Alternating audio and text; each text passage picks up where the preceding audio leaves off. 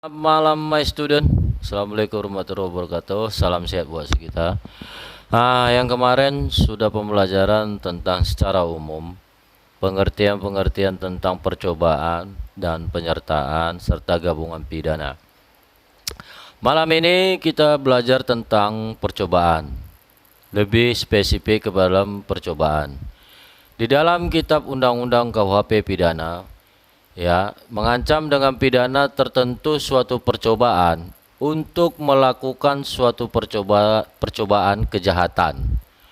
Oleh karena itu, pembentuk undang-undang memperluas pengertian pelaku suatu kejahatan, Meskipun pelaku belum sempat menyelesaikan apa yang hendak dilaksanakannya dan tidak melakukan semua bagian yang diuraikan di dalam rumusan suatu delik pidana, Kadangkala suatu kejahatan telah mulai dilakukan, akan tetapi tidak dapat diselesaikan sesuai dengan keinginan atau maksud si pelaku, Misalnya contoh B, seorang tukang copet pada saat akan memasukkan tangannya ke kantong R, banyak orang mengetahui dan B akhirnya ditangkap. Berarti di dalam suatu konsep pidananya belum selesai tetapi dia bisa ditangkap. Nah, pada saat dia memasukkan tangannya ke kantong itulah menjadi suatu percobaan pidananya.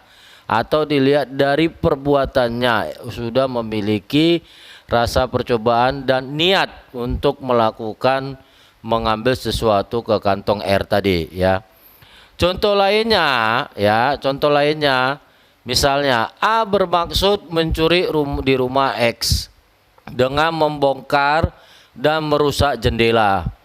Kemudian A masuk ke rumah tetapi karena X terbangun dan jendela dari mana A masuk terbuka, Kemudian A kepergok dan ditangkap oleh seorang petugas ronda atau security.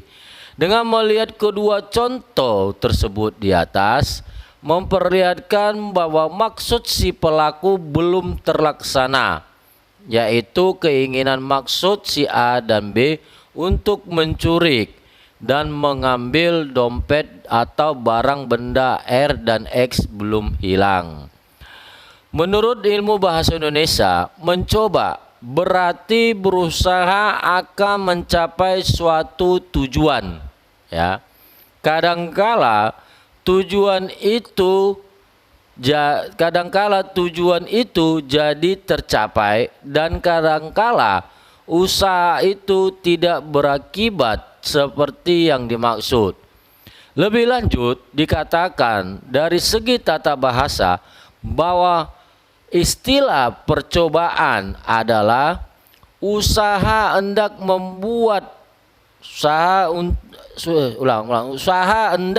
untuk berbuat atau melakukan sesuatu dalam keadaan diuji. Sehingga ada dua pengertian percobaan sebagaimana yang saya sebut minggu lalu di YouTube saya. Satu, yang dimaksud dengan usaha hendak berbuat adalah orang yang telah mulai berbuat dalam kurung untuk mencapai sesuatu tujuan, yang mana perbuatan itu tidak menjadi selesai. Syaratnya adalah perbuatan itu telah dimulai, di mana artinya tidaklah cukup sekedar kehendak atau alam batin semata, seperti yang saya sampaikan di YouTube sebelumnya.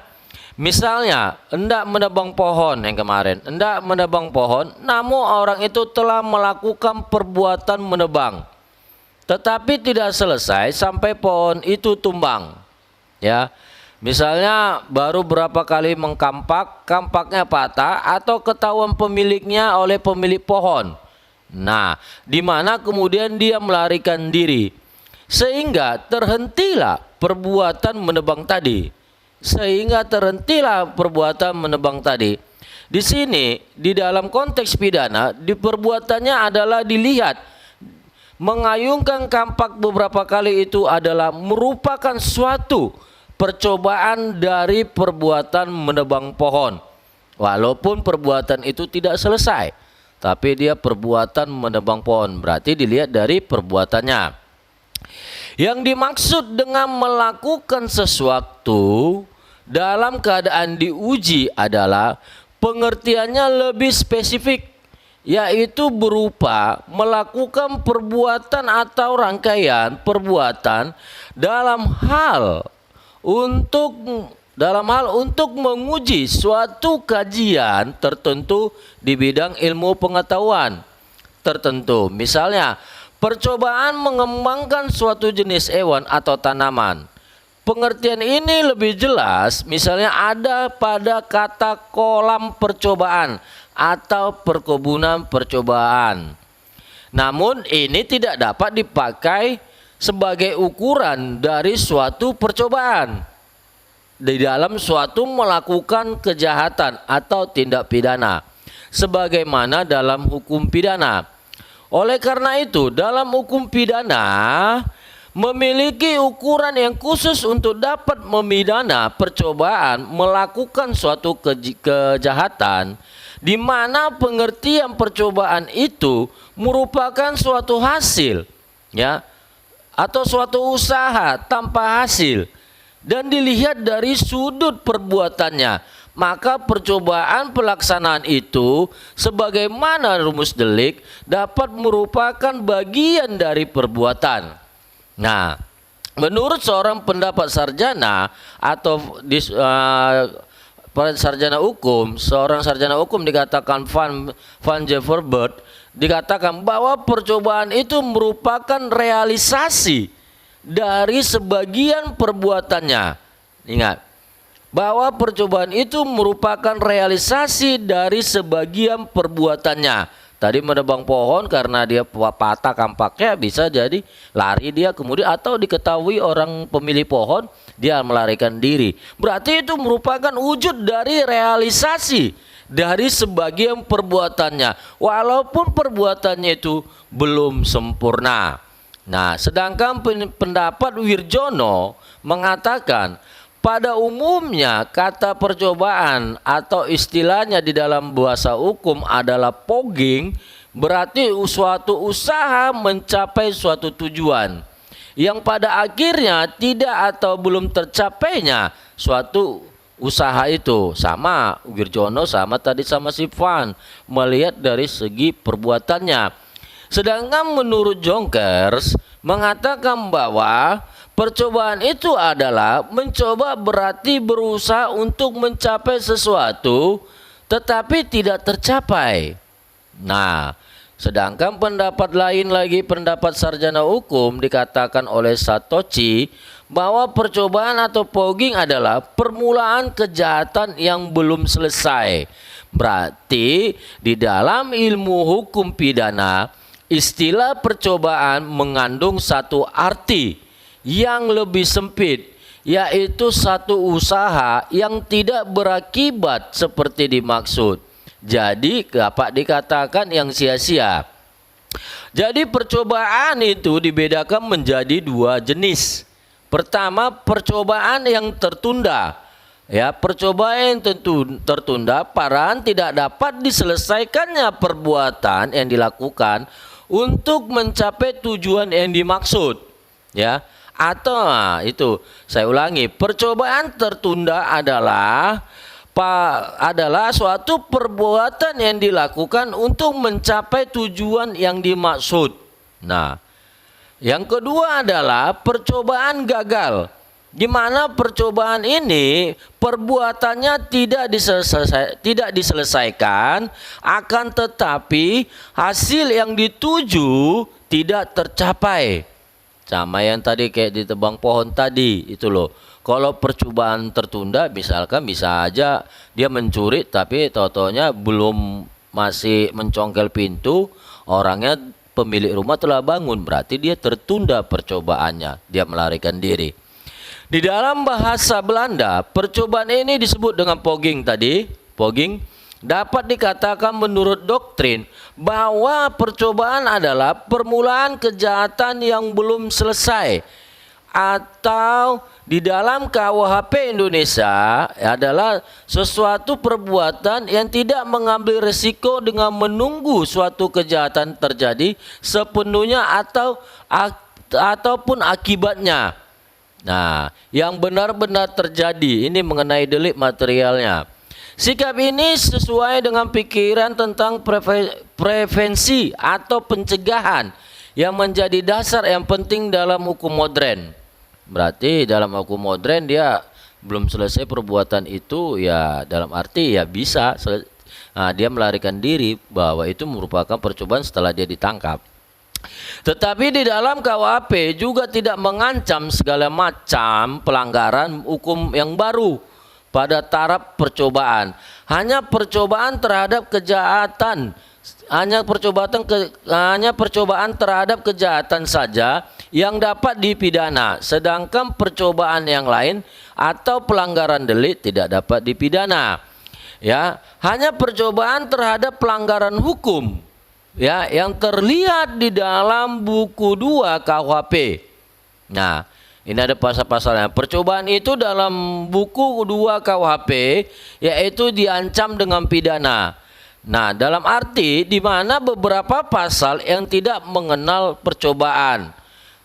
Antara lain adalah 184 KUHP tentang perkelahian tanding, yang kedua 302, yang ketiga adalah pasal 351 tentang percobaan penganiayaan, dan pasal 352 ayat 2 tentang penganiayaan ringan. Nah, itulah tentang percobaan. Bagaimana tentang sanksinya? Selanjutnya saya lanjutkan bahwa tentang sanksi, masalah percobaan di dalam KUHP memberikan ancaman yang maksimumnya diperingan. Masalah percobaan di dalam KUHP memberikan ancaman yang maksimumnya diperingan, yaitu dikurangi dari 1/3 dari maksimum pidana pokoknya. Sedangkan terhadap ancaman pidana mati dan penjara seumur hidup, maksimumnya menjadi 15 tahun penjara. Pengurangan diberikan bagi pidana tambahan, ya.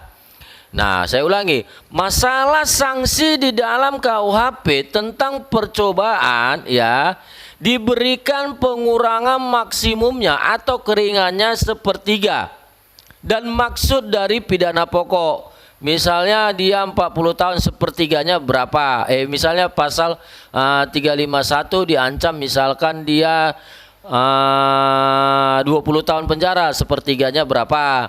Nah, tetapi di dalam pidana mati dan pidana seumur hidup sudah ditentukan hanya bisa maksimum 15 tahun diberikan pada saat percobaan. Pengurangannya diberikan, tapi dengan catatan sesuai dengan pasal 53 ayat 2, 3, dan 4 KUHP. Pasal 53 KUHP menyatakan bahwa mencoba melakukan kejahatan pidana jika niat, ya ingat, jika niat itu telah ternyata dari adanya permulaan pelaksanaan dan tidak selesainya pelaksanaan itu bukan semata-mata disebabkan karena kehendak sendiri. Nah, yang kedua, maksimum pidana kejahatan itu dalam hal percobaan dikurangi 1/3-nya. Ya, jika kejahatan diancam dengan pidana mati dan pidana seumur hidup, dijatuhkan pidana paling lama pidana penjara 15 tahun. Nah, di dalam pasal 53 KUHP tadi dikatakan bahwa mencoba melakukan kejahatan pidana, ada mencoba melakukan kejahatan pidana, tapi dilihat unsur niatnya itu. Apabila unsur niatnya telah ada tapi tidak selesai, niat itu tidak terselesaikan, tapi bukan karena semata-mata diri dia, tapi karena orang lain. Nah, misalkan mereka sudah merencanakan pencurian, dikatakan di blok X nomor sekian, pemiliknya X, Y, dan bla bla bla, tapi ketika Nah, ketika ingin masuk ke dalam wilayah pencurian tadi di rumah tadi, baru membuka mencongkel pintu. Nah, tiba-tiba salah seorang teman pelaku tadi mengetuk si pelaku, jangan melakukan pencurian. Berarti ada, bukan karena niatnya, tapi karena ada sesuatu, mungkin dilihat temannya, ada orang lain sedang berjalan, bisa jadi. Maka percobaan itu tidak terjadi. Maka pidana itu tidak terjadi, tapi percobaan itu terjadi ketika dia sudah melakukan pencongkelan pintu tadi. Nah, itu yang dimaksud di dalam sanksinya. Yang keempat tadi adalah pidana tambahan bagi percobaan sama dengan kejahatannya bila selesai. Perumusan dalam redaksi pasal 53 KUHP tersebut dianggap sebagai sesuatu yang kabur, tidak menjelaskan secara rinci, dan menimbulkan berbagai macam penafsiran. Penentuan perbuatan mana yang merupakan bagian dari percobaan di masing-masing kejahatan dalam pasal KUHP diserahkan kepada ilmu hukum pidana dan jurisprudensi. Nah, berarti di dalam pasal 53 itu ditentukan oleh suatu ilmu hukum pidana dan jurisprudensinya. Jadi pasal 53 itu merupakan suatu payung, tapi tidak menjadi suatu keputusan di dalam hakim. Tapi hakim memberikannya melalui ilmu hukum pidana yang selama ini dirasa dia, dan melalui beberapa literatur yang menjadikan jurisprudensi di dalam suatu putusannya. Demikian my student yang bisa saya berikan gambaran. Nah, ada pertanyaan nanti saya jelaskan.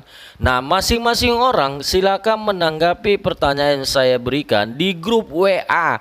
Tulis di grup WA, tidak dipoto, tidak di dalam bentuk PDF, tidak dalam bentuk kirim ke email, tidak dalam bentuk kirim email. Tidak dalam bentuk kirim email. Ingat itu. Apabila ada my student yang ngirim ke email saya anggap Anda tidak hadir.